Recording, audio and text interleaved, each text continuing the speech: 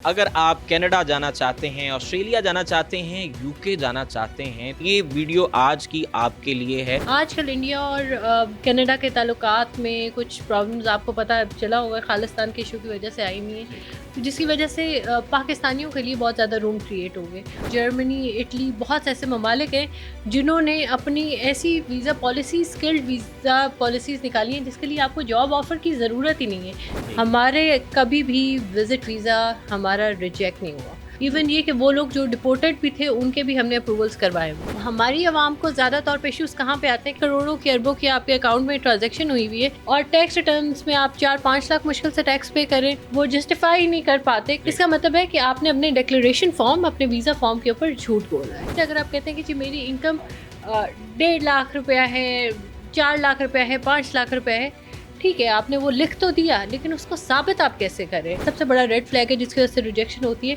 वही होती है कि बिल्कुल ट्रैवल करने से पहले या वीज़ा अप्लाई करने से पहले अकाउंट में ढेर सारे पैसे जमा करा देते हैं। फैमिली के साथ किस कंट्री में हम माइग्रेट कर सकते हैं? आसान क्या है? सबसे ईजी है कनाडा और यूके। $25,000 से लेके $50,000 है और 1 साल बाद आपको पासपोर्ट मिल जाता है। अस्सलाम वालेकुम जी, पब्लिक डिजिटल में आपको खुशामदीद कहते हैं। मैं हूं अरसलान आज़म। अगर आप दूसरे मुल्क जाना चाहते हैं, अपना फ्यूचर बनाना चाहते हैं और अगर आप इमिग्रेशन हासिल करना चाहते हैं, शहरियत लेना चाहते हैं, तो ये वीडियो आज की आपके लिए है। इसमें हम बहुत सी ऐसी बातें डिस्कस करने जा रहे हैं कि किन किन ममालिक की नेशनैलिटी लेना आसान है और क्या फैमिली के साथ माइग्रेट आप कर सकते हैं। वीज़ा रेशो क्या है कनाडा, ऑस्ट्रेलिया, यूके और कौन कौन से ऐसे ममालिक हैं जिनकी जो वीज़ा पॉलिसी है उसमें नरमी आई है। ये तमाम तर बातें आज की इस वीडियो में होंगी और इसके साथ साथ हम ये भी ज़रूर डिस्कस करेंगे कि विद आइल्स और विदाउट आइल्स कौन सी यूनिवर्सिटीज़ और कौन से ममालिक हैं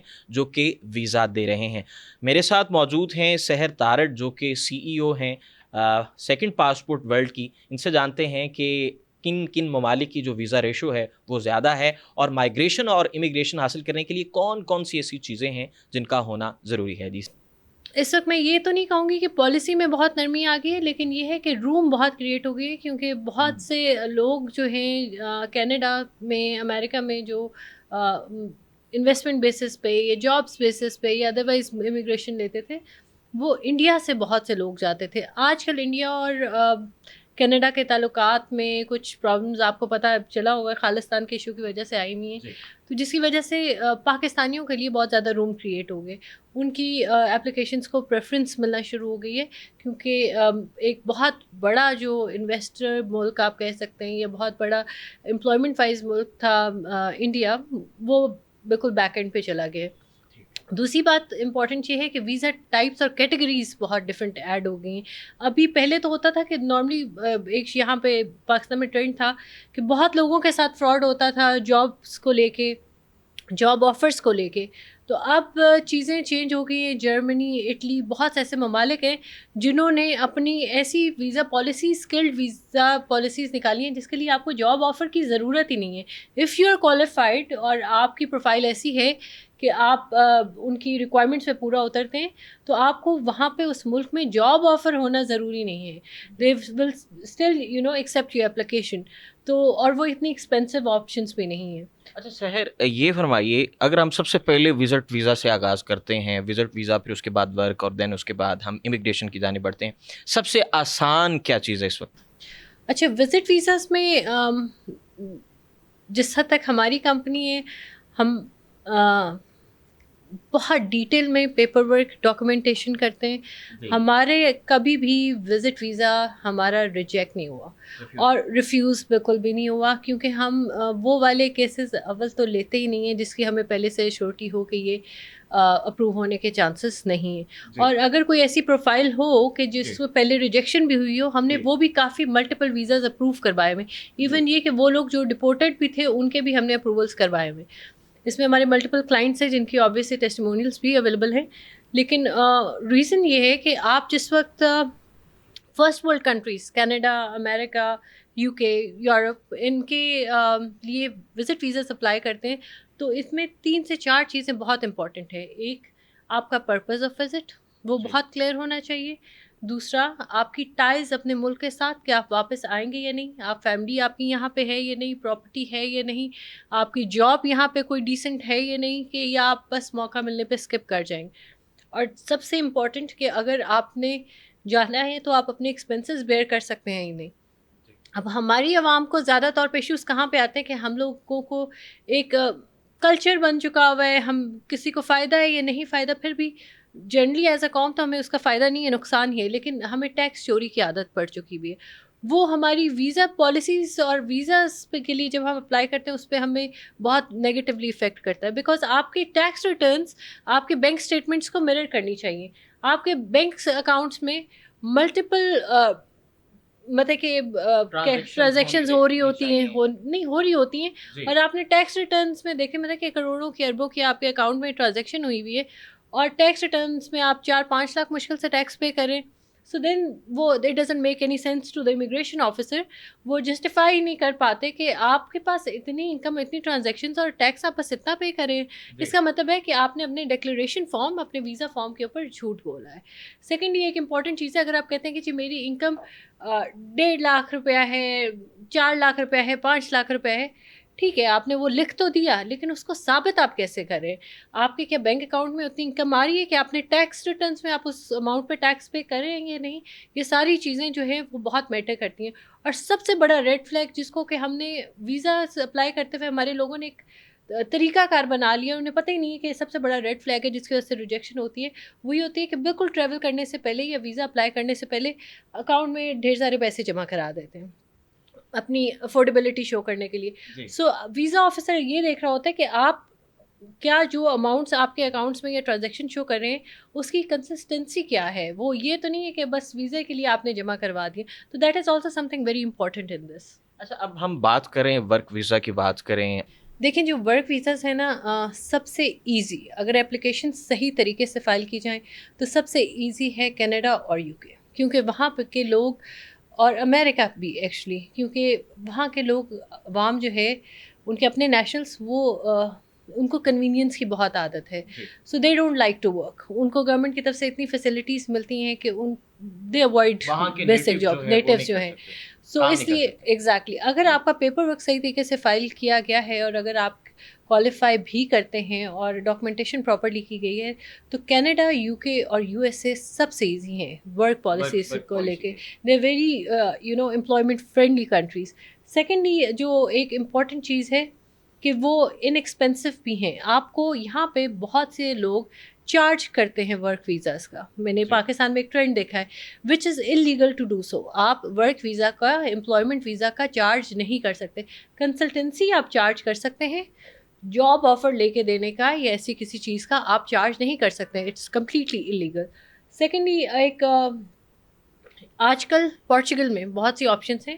پورچوگل میں لیبر چیپ ہے, سو بہت سے لوگ پورچوگل میں ہائرنگ کرتے ہیں, ورک ویزا ریلیٹڈ بھی کرتے ہیں. اور سب سے مزے کی جو نیوز ہے جو کہ ہماری عوام کو پتہ ہی نہیں ہے وہ یہ ہے کہ جرمنی, اٹلی جیسے کافی ممالک ایسے ہیں جنہوں نے یہ شرط ہی ختم کر دی ہوئی ہے کہ آپ صرف آپ کے پاس جاب آفر ہو تو پھر ہی آپ ورک ویزا اپلائی کر سکتے ہیں. نہیں, وہ کہتے ہیں کہ آپ اگر کوالیفائڈ ہیں, اسکلڈ ہیں, تو ہم آپ کو ویزا دیں گے. تو بس آپ کا پیپر ورک, چیزیں, everything should be done in a prep and proper way. That is what they require. وہ یہ نہیں ریکوائر کرتے کہ آپ کو یہاں سے آفر ملے گی تو تب ہی آپ آ سکتے ہیں. وہ کہتے ہیں آپ اگر کوالیفائڈ ہیں, اسکلڈ ہیں, آپ آئیں اور پھر یہاں پہ سرچ کر لیں. تو وہ اس میں کوئی حرج نہیں ہے. اچھا, مائیگریشن کے حوالے سے ہم اگر کوئی فیملی جانا چاہتی ہے تو وہ کس ملک میں جائے, اس کے لیے آسانی کس ملک میں؟ دیکھیں ہر فیملی ڈفرینٹ ہے. ہر فیملی کے فیملی سائز, بچوں کی ایجز, ایڈلٹ جو مین اپلیکنٹ ہے اس کا ایج گروپ, اور سیکنڈلی وہ مائیگریٹ کرنا چاہتے ہیں, اور if they only want a second passport. یہ دو بڑے امپورٹنٹ فیکٹرز ہیں, 2-3 امپورٹنٹ فیکٹرز اس میں آ جاتے ہیں کہ ہر ملک میں جو بچوں کی یا ڈپینڈنٹس کی ایج لمٹ ہے وہ ڈفرینٹ ہے. کچھ ملک پیرنٹس کو ڈپینڈنٹس کی طرح کاؤنٹ کرتے ہیں, کچھ نہیں کاؤنٹ کرتے. سیکنڈلی سب سے امپورٹنٹ فیکٹر اس میں یہ ہے کہ آپ کی افورڈیبلٹی. تو آسانی ہے, کچھ ملکوں کی بہت ایکسپینسو ہے لیکن بہت ایزی ہے سٹیزن شپ یا ریزیڈنسی لینا. اور کچھ ممالک ایسے ہیں جن کا پروسیس تھوڑا لمبا ہے، آپ کو جا کے وہاں پہ رہنا پڑتا ہے 6 مہینے 1 دن ایٹ لیسٹ، وہاں پہ ٹیکس فائلنگ کرنی پڑتی ہے، اس کے بعد آپ کو سٹیزن شپ یا ریزیڈنسی ملتی ہے، اور آپ کو ریزیڈنسی کے پروسیس سے گزر کے پھر آپ سٹیزن شپ کی طرف جاتے ہیں۔ اس وقت ایک ملک جس کا کہ بالکل بھی ہمارے ملک میں لوگوں کو پتہ ہی نہیں ہے، ایک بہت اچھا اور بہت افورڈیبل پروگرام ہے جس کی پروگرام کی ایکچوئل کاسٹ اور اس کے علاوہ فی ملا کے $25,000 سے لے کے $50,000 ہے، جس میں کہ آپ پوری فیملی باہر موو ہو سکتے ہیں سلوینیا۔ اور اس کا جو پروگرام ہے اس میں یہ ہے کہ آپ نے اپنا بزنس وہاں پہ اوپن کرنا ہے اور اس کو لوکل باڈی سے رجسٹر کروانا ہے، اس کی آپ نے اپروولس لینے ہیں، اور وہاں پہ ہمارے ساتھ لوکل لائرس بھی انگیج ہوتے ہیں ہم، اور obviously my own husband himself is a new York bar attorney, اور یو کے سے انہوں نے ویسے اپنا لاء کیا ہوا ہے، بارٹ لاء وغیرہ بھی کیا ہوا ہے، سو وہ سارا ہم we take care of everything اور سیلس، ہمیں وہاں کے لوکل لائر کی ضرورت ہی نہیں پڑتی۔ تو اس میں یہ ہے کہ وہ ایک بڑی کاسٹ افیکٹو سی آپشن ہے، اور 1 سال بعد آپ کو پاسپورٹ مل جاتا ہے، پہلے آپ کو ریزیڈنسی ملتی ہے، پھر 1 سال بعد آپ کو پاسپورٹ مل جاتا ہے۔ اچھا جی، اب ہم آتے ہیں جی ہمارے اسٹوڈنٹس کے لیے، اسٹوڈنٹس کو جو سب سے بڑا مسئلہ ہوتا ہے کہ آئلٹس کے حوالے سے کیا حقیقت ہے، اور بہت سے ایجنٹس ہیں وہ فراڈ بھی کرتے ہیں کہ جناب وداؤٹ آئلٹس ہم آپ کو بھیج رہے ہیں، اس میں کیا حقیقت ہے؟ اچھا، اس میں کچھ تو پاکستان میں جو ہے امیگریشن انڈسٹری میں بہت زیادہ فراڈ ہے، اور اسٹوڈنٹ ویزا انڈسٹری میں بھی بہت زیادہ فراڈ ہے، اور جو بندہ یہاں پہ سیریسلی اور نالجبل بندہ کام کرنا چاہے اس کو بہت زیادہ پروپیگنڈا کا سامنا کرنا وہ اس لیے کیونکہ جو ایک مافیا یہاں پہ بنی ہوئی ہے کہ جو ایکچولی فراڈ کر رہے ہوتے ہیں وہ نہیں چاہتے کہ کوئی نالجبل بندہ، کوئی ایکسپوجر والا بندہ اس مارکیٹ میں آئے کہ لوگوں کے پاس صحیح انفارمیشن نہ جا سکے، وہ ایک کنفیوژن اور کیوس کریٹ کر کے رکھنا چاہتے ہیں، تکے بازی کے بیسس پہ وہ کام کر رہے ہوتے ہیں۔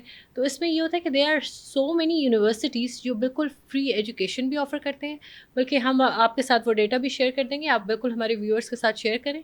وہ بچے جو نہیں افورڈ کر سکتے فی دینا، یا کسی ریزن کی وجہ سے، اب آپ کو پتہ ہے ویسے ہی بہت ایکسپینسو ہو گیا ہے ڈالر یورو پاؤنڈ، ہم آپ کو لسٹ بھی پرووائڈ کر دیں گے، آپ بالکل ویورز کے ساتھ شیئر کریں۔ بہت سی یونیورسٹیز ہیں جو کہ فری ایجوکیشن دیتی ہیں، اور کافی ایسی بھی ہیں جہاں پہ آئلٹس کی ریکوائرمنٹ نہیں ہے، بھی اسٹوڈنٹس بالکل اپلائی کر سکتے ہیں۔ سحر یہ بتا دیجیے کہ سیکنڈ پاسپورٹ جو ہے وہ کیوں ضروری ہے، اور اس کے فائدے کیا ہیں؟ اگر کوئی شخص پاکستانی نیشنلٹی رکھتا ہے اور اس کے ساتھ اگر کوئی پیرالل اور بھی نیشنلٹی رکھتا ہے تو اسے فائدہ کیا ہے؟ اچھا، اس کے بہت سے فوائد ہیں، لیکن کیونکہ ٹائم کی شارٹیج کی وجہ سے کچھ مین میں آپ کو بتا دیتی ہوں۔ ایک تو یہ کہ بہت سے ایسے ممالک ہیں جن کو ٹیکس ہیون کنسیڈر کیا جاتا ہے۔ فار ایگزامپل، اگر میں امریکن سٹیزن ہوں، $1,00,000 پہ میکسیمم ٹیکس جو ہے مجھے $39,000 دینا پڑتا ہے، جو کہ وچ از اے ہیوج اماؤنٹ۔ اب جو لوگ پے کرے ہوتے ہیں ان کو پتا ہوتا ہے یہ کتنی تکلیف دہ چیز ہے، اور پھر ورلڈ وائڈ انکم بھی، آپ اگر پاکستان میں بیٹھ کے بینگ این امریکن کوئی انکم جنریٹ کرے تو آپ کو اس کا بھی ٹیکس یو ایس میں دینا پڑتا ہے، آپ کو سوشل سیکورٹی نمبر وغیرہ رجسٹرڈ ہوتا ہے بینک کے ساتھ، ہر ایک چیز۔ تو ایسے ممالک جیسے کہ ڈومینیکا، گریناڈا، سینٹ کٹس وغیرہ جو اپنا سیکنڈ پاسپورٹ کے آپشن دیتے ہیں، اس کا فائدہ یہ ہے کہ ایک تو وہ ٹیکس ہیون سے آپ کی ورلڈ وائڈ انکم پہ کوئی ٹیکس نہیں ہے۔ اگر آپ 6 مہینے سے زیادہ وہاں پہ نہیں رہتے اور آپ نے وہاں سے انکم جنریٹ نہیں کی تو آپ کو وہاں پہ کوئی ٹیکس دینے کی ضرورت نہیں ہے۔ سیکنڈ، یہ وہ کرپٹو فرینڈلی کنٹریز ہیں، اور آپ کی پیمنٹ ٹرانسفرز وغیرہ ایزی ہوتی ہیں۔